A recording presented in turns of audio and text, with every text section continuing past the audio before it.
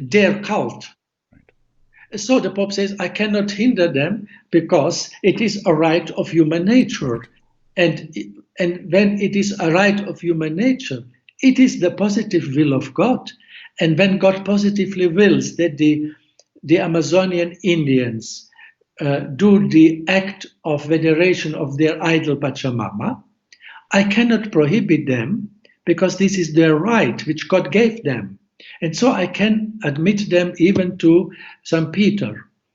It would be for me the last consequence, the last of the consequences, based also on Dignitatis Humanae, this specific phrase, and Abu Dhabi document. Of course, those who defend Dignitatis Humanae, they say, but in the same document, the Church says that the Vatican Council continues to teach the traditional teaching of the Church regarding the moral duty of every human being to seek the true religion, which is the Catholic Church.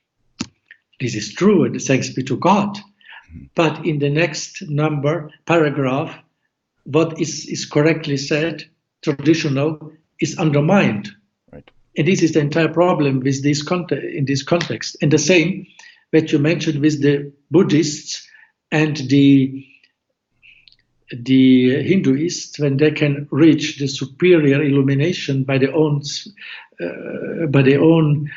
power, yes, and the complete freedom and detachment, this is a heresy. You cannot, by your own, without Christ, without the grace of Christ, to reach the illumination and detachment and the freedom.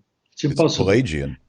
It's Pelagian. It is Pelagian. And also relativism, yes, that Christ is not the only source. Right. And so you see, these texts cannot be accepted as they are, I would say, the expressions.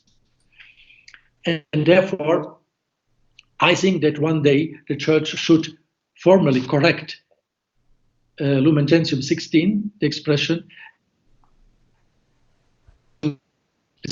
not the entire document, but this specific expression, and in Nostra Aetate, and also in the ecumenical decree on the non-Christians, that the Holy Ghost is using them as instruments. Mm-hmm. They are not, the sectarians and the heretics are not instruments as such, the communities of the Holy Ghost, of divine providence.